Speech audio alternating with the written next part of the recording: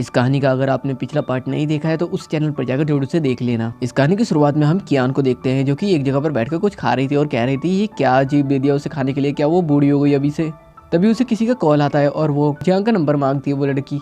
तो कियान कहती है कि उसके पास जियांग का नंबर नहीं है। तो वो कहती है कि वो उसका हस्बैंड है, उसके पास उसका नंबर नहीं है, वो वहाँ पर बोर हो रही है इसलिए उससे मिलने के लिए वो आ जाए, वो अपना एड्रेस भेज रही है। जिसके बाद कियान उस जगह पर पहुंच जाती है, वो एक बार था। इसके बाद कियान उस जगह पर पहुंच जाती है जहाँ पर वही लड़की थी जिसकी शादी के लिए वो गई थी जॉब के लिए, दोस्त बनने के लिए, यानी कि हम इसे जियांग की बहन बुला सकते हैं। और इस लड़की का नाम है यिंग। अब यिंग और कियान एक जगह पर बैठकर बातें कर ही रही थी, तभी वहाँ पर वो जियांग को देखती है और जो वो लड़की थी यानी कि जियांग की बहन, वो कहती है कि वो उसे धोखा कैसे दे सकता है, किसी और लड़की के साथ वो रूम के अंदर चला गया, वो उसे बताएगी जरूर। और वो उठकर उसके पास चली जाती है। जैसे ही यिंग वहाँ से उठकर जाती है जियांग को समझाने के लिए, तभी वहाँ पर जो जियांग का दोस्त था वो आकर बैठ जाता है और वो कियान से बात करने लगता है। वो कियान से कहता है कि वो वहाँ पर किस लिए आई है। तो कियान उसे बताती है कि वो अपनी भतीजी के लिए आई है। तो वो शॉक्ड होकर बोलता है भतीजी, कौन सी भतीजी, ये कब हो गई। कियान उससे कहती है कि वो वहाँ से जा रहा है नहीं जा रहा क्योंकि उसका दिमाग अभी बिल्कुल भी सही नहीं चल रहा। अब जैसे ही जो कियान के सामने बंदा बैठा था वो उठकर चला जाता है, तो तभी वहाँ पर एक रेड शर्ट में एक बंदा आता है और वो कियान से कहता है कि वो वहाँ पर बैठ सकता है क्या। जिसके बाद वो तो हाथ धोकर उसके पीछे ही पड़ जाता है और बात करने लगता है उससे जबरदस्ती। तभी कियान को भतीजे का कॉल आ जाता है, यानी कि यिंग का कॉल आ जाता है और वो कहती है कि वो नीचे नहीं आ सकती, वो ही ऊपर आ जाए क्योंकि वो मुसीबत में फंस चुकी है। कियान उससे कहती है कि वो साफ साफ बताए उसके साथ हुआ क्या है। इसके बाद कियान ऊपर की तरफ जाती है जहाँ पर एक गार्ड उससे कहता है कि क्या उसे जियांग के पास जाना है क्योंकि जियांग भी तो वहीं पर आया हुआ था।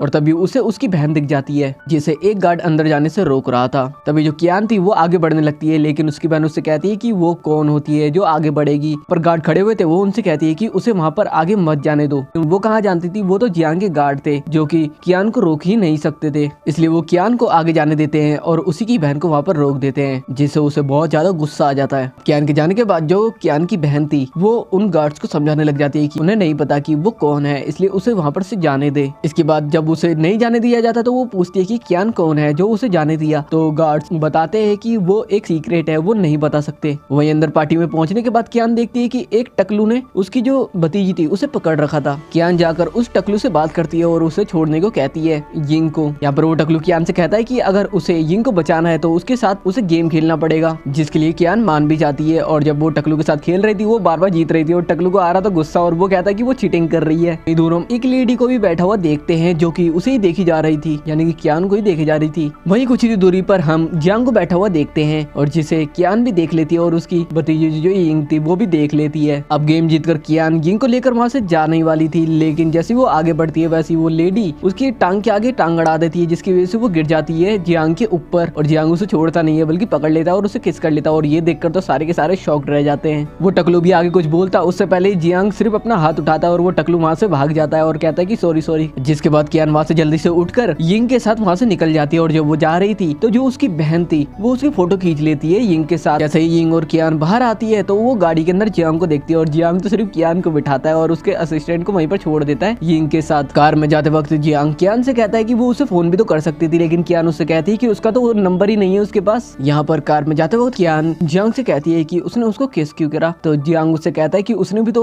फर्स्ट टाइम जब उसे किस करा था तो जबरदस्ती, वो तो उसे जानता भी नहीं था, उसने भी तो करा था ना। ये सुनकर तो कियान बिल्कुल ही चुप हो जाती है। तभी कियान को उसके डैड का कॉल आता है और वो उसे घर पर बुलाते हैं। घर पर पहुंचने के बाद कियान को पता चलता है कि उसकी बहन ने उसकी एक फोटो खींची थी जिसके अंदर उसने ये बताया था कि वो वेटर का काम करती है वहाँ पर, लेकिन ऐसा तो कुछ भी नहीं था। और साथ ही उसकी बहन ने ये भी बताया था उसके डैड को कि वो एक बेकार लड़की के साथ घूमती है। कियान अपने डैड से कहती है कि वो जो फोटो के अंदर लड़की है वो उसके मकान मालिक की बेटी है और उसी को लेने के लिए वो बार में गई हुई थी। लेकिन उसकी बहन तो यहाँ पर भी नहीं रोकती और कहती है उसके डैड से कि वो झूठ बोल रही है। कियान यहाँ पर अपने डैड से कहती है कि वो कोई गलत काम नहीं कर रही, इस वजह से वो उसके ऊपर भरोसा कर सकते हैं। इसके बाद कियान को भी गुस्सा आ जाता है और वो एक वीडियो उसके डैड को दिखा देती है और डैड उस वीडियो को देखते के साथ ही जो कियान की बहन थी उसे एक रैप्टा मारते हैं। यहाँ पर उसकी चाल उसी पर भारी बढ़ गई थी। जिसके बाद जब उसके डैड बालकनी में खड़े हुए थे तभी वो पेंटिंग लेकर कियान उसके पास जाती है, यानी कि उसके डैड के पास जाती है वो 50 मिलियन वाली पेंटिंग लेकर। और ये पेंटिंग उसी की मॉम ने बनाई हुई थी, इस वजह से उसके डैड को बहुत ज्यादा उनकी याद आती है और साथ ही वो उस पेंटिंग को देखकर थोड़े से इमोशनल भी हो जाते हैं। यहाँ पर कियान अपने डैड से पूछती है कि क्या उसकी मॉम अभी भी जिंदा है, लेकिन उसके डैड बताते कि अब वो जिंदा नहीं है। इसके बाद जब कियान एक जगह पर खड़ी हुई थी तभी वहाँ पर असिस्टेंट आके उसे कहता है कि जियांग ने उसे लेने आने के लिए कहा था। जिसके बाद वो कार में बैठकर वहाँ से चली जाती है। इसके बाद तो जियांग उसे डिनर पे भी लेकर आता है, जहाँ पर हम जोजो नाम की एक लेडी को और देखते हैं हैं और उसके साथ एक और बंदा वहाँ पर आया हुआ था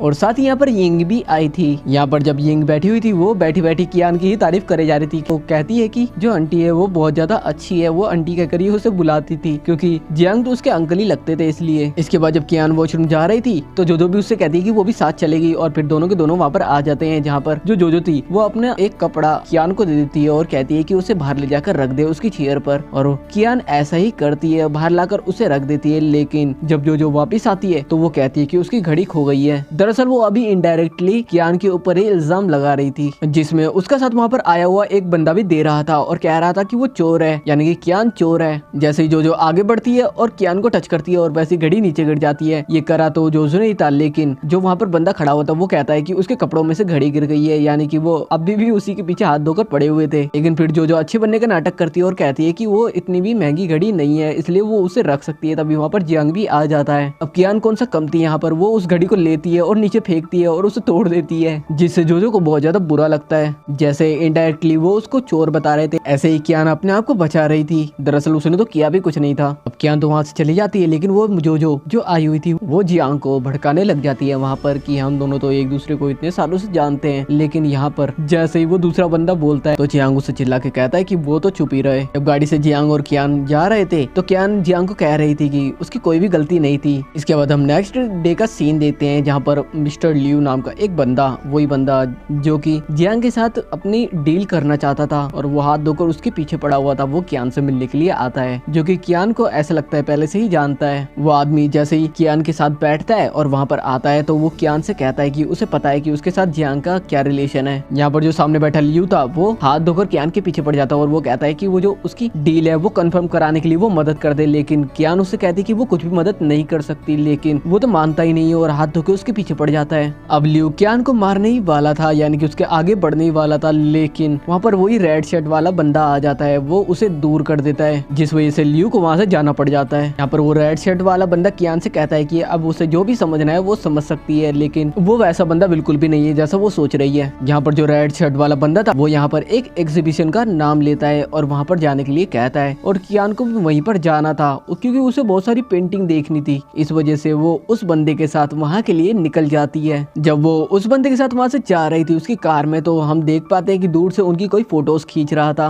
और ये और कोई नहीं, जोजो के साथ आया हुआ वही बंदा था। एग्जीबिशन में पहुंचने के बाद भी वो बंदा उनका पीछा नहीं छोड़ता और उनकी वीडियो रिकॉर्डिंग, फोटोग्राफी सब कुछ वहीं पर करने लग जाता है। इतना कम नहीं था कि जो जियांग की बहन थी वो अपनी दादी को भी वहाँ पर उठा लाती है, ये दिखाने के लिए कि कियान किसी और बंदे के साथ वहाँ पर है, और उसकी दादी वहाँ पर आकर देख भी लेती है ये। अब दादी के साथ वहाँ पर पहुँचने के बाद जियांग की बहन बहुत ज्यादा उसके ऊपर इल्जाम लगाने लगती है कि ये तो बहुत बेकार लड़की है, अपनी दादी को बताने लग जाती है। इसके साथ जो जोजो के साथ बंदा आया हुआ था वो भी यहाँ पर आया हुआ था और वो भी उसके बारे में बताने लग जाता है कि कियान कितनी बुरी लड़की है। और तभी हम वहाँ पर जियांग को देख पाते हैं, जिसे कियान ने ही बुलाया था, लेकिन अभी किसी को भी नहीं पता था उसे कियान ने बुलाया। कियान ने उसे कुछ सामान मंगाया था और वो लेकर वो वहाँ से चली जाती है। जब सबको पता चलता है कि कियान ने जियांग को पहले ही बता दिया कि वो यहाँ पर आने वाली है, तो सबके सब शॉक्ड रह जाते हैं जो उसका पीछा कर रहे थे। इसके बाद हम जियांग की बहन को देखते हैं, जिसे इस बात से बहुत ज्यादा गुस्सा आ जाता है। इस वजह से वो लियू से मिलने के लिए चली जाती है और उसके साथ प्लानिंग करने लग जाती है कियान को फंसाने के लिए। यहाँ पर लियू के साथ प्लानिंग करने के बाद जियांग की बहन बहुत ज्यादा खुश हो रही थी और कह रही थी वो कैसे बचेगी इस बार। वही हम यूनिवर्सिटी का सीन देखते हैं, जहाँ पर जो कियान थी वो आज ग्रेजुएट हो रही थी और वो बहुत ज्यादा दुखी थी क्योंकि सभी के पेरेंट्स आए हुए थे, लेकिन उसके कोई भी पेरेंट्स वहाँ पर नहीं आए थे कि उसी के तो डैडी थे और डैड भी वहाँ पर नहीं आए थे। वहीं दूसरी तरफ हम जियांग को देखते हैं, जो कि वहीं प्रिंसिपल के साथ बैठा हुआ था और उसे याद आता है कि उसने वो डेट बताई थी, इस डेट को वो आ सकता है क्या उसकी यूनिवर्सिटी में। तो जियांग को जैसे ये याद आता है वो उस जगह पर पहुंच जाता है जहाँ पर वो ग्रेजुएट हो रही थी, और जैसे ही जियांग वहाँ पर पहुंचता है जिससे कियान बहुत ज्यादा खुश हो जाती है। जियांग वहाँ पर आता तो है ही, साथ के साथ जियांग उस स्कूल को एक बिल्डिंग डोनेट कर देता है, जो कि बहुत बड़ी बात थी। ये बात जब जियांग की बहन को पता चलती है तो वो तो बहुत ज्यादा गुस्सा करती है। वहीं कियान भी जियांग को समझा रही थी, लेकिन वो तो उसे किस कर लेता है और तभी वहाँ पर उसकी बहन भी आ जाती है। यहाँ पर जो जियांग की बहन थी वो जियांग से कहती है कि वो शॉपिंग करने के लिए जाना चाहती है कियान के साथ। इसके बाद जब वो शॉपिंग करने के लिए जाती है तो जो जियांग की बहन थी वो वॉशरूम की तरफ जाती है और उसके पीछे पीछे जो कियान थी वो भी जाती है और तभी कियान के सर पर कोई डंडा मारता है और वो बेहोश हो जाती है। वहीं दूसरी तरफ जियांग उसे लगातार कॉल कर रहा था, लेकिन कियान एक भी कॉल नहीं उठाती। हमें एक बंदा दिखाया जाता है जो कि होटल रूम में एक लड़की को लेकर आया था, हमें उसकी शक्ल नहीं दिखाई जाती। अभी हमें ऐसा लगता है जैसे कि वो कियान है। जैसे ही जियांग की बहन घर पहुंचती है तो जियांग उससे पूछता है कि कियान कहाँ पर है, तो वो कहती है कि वो तो अपने दोस्त के साथ चली गई है घूमने के लिए। इसके बाद वहाँ पर जो जियांग का असिस्टेंट था वो आकर बताता है कि उनके होटल में कुछ लोग पकड़े गए हैं और उन्हें पुलिस वाले पकड़ के ले गए हैं जेल के अंदर। और ये सुनकर जो जियांग था वो पूरी तरीके से शॉक्ड रह जाता है। यहाँ पर जो जियांग की बहन थी वो बहुत ज्यादा खुश हो रही थी। तभी जियांग के पास एक फोटो आती है और वो जियांग को दिखाती है और कहती है कि ये तो बिल्कुल उसकी भाभी की तरह कपड़े पहने हुए उसने। जियांग तो ये देख कर बहुत ज्यादा उदास और हैरान रह जाता है कि ये क्या हो रहा है। तभी जियांग की दादी भी वहाँ पर आ जाती है और जो जियांग की बहन थी वो उसकी दादी को भी बता देती है कि कियान ने ऐसा ऐसा किया है। इसके बाद जियांग पुलिस स्टेशन जा ही रहा होता है, तभी उसके सामने से कियान आ जाती है, जिसे देखकर जो जियांग की बहन थी वो तो पूरी तरीके से शॉक्ड रह जाती है कि वो यहाँ पर कैसे आ गई है। जियांग की बहन मनी मन में सोच रही थी कि अभी अभी लियू ने तो उसे मैसेज करा था कि काम हो गया, तो कियान यहाँ पर क्या कर रही है। जियांग की दादी जियांग की बहन को बहुत ज्यादा डांटती है कि वो बिना जाने और बिना सोचे इतनी सब जगह पर ऐसे क्यों चिल्ला रही थी। अब उन्हें कौन बताए कि वो तो बहुत ज्यादा खुश हो रही थी। जियांग उसकी बहन को कियान से माफी मांगने के लिए कहता है, लेकिन वो तो माफी नहीं मांगती बल्कि उसको मारने के लिए आती है। जियांग उसे पकड़ लेता है। अब जियांग कियान को वहाँ से लेकर जाता है तो दादी जो जियांग की बहन थी उसे एक रैप्टा मारती है। तभी वहाँ पर कुछ गार्ड्स लियू को पकड़ कर लेकर आते हैं और वो वहाँ पर सारी सच्चाई उगल देता है और सबको बता देता है कि उससे ये सब करने के लिए उसी की बहन ने कहा था, यानी कि जियांग की बहन ने कहा था। जियांग कहता है कि उसे पुलिस स्टेशन लेकर जाया जाए, जो लियू था और उसकी बहन थी, और दादी भी यही कहती है कि उसे यहाँ से लेकर चले जाए। वो अगर वो सही होगी तो वो छूट कर आ जाएगी, अगर नहीं होगी तो उसे जेल जरूर होगी। लेकिन यहाँ पर दादी भी जियांग की बहन को सपोर्ट नहीं करती। इसके बाद हम 3 साल बाद का सीन देखते हैं जहाँ पर हम जियांग की बहन को देख पाते हैं जो कि अपने ऑफिस में बैठी हुई थी, और वहाँ पर हम जियांग के असिस्टेंट को भी देख पाते हैं, यानी कि जो जियांग की बहन थी अब वो सुधर चुकी थी। इसके बाद हम जियांग और कियान को गाड़ी से उतरता हुआ देखते हैं, जहाँ पर उसकी दादी भी घर से बाहर आती है उनसे मिलने के लिए। और जैसे ही कियान आगे बढ़ रही थी उसके पेट में दर्द होता है, तो जियांग उसे उठाता है और गाड़ी की तरफ भागता है। और इसी के साथ ये कहानी यहाँ पर खत्म हो जाती है।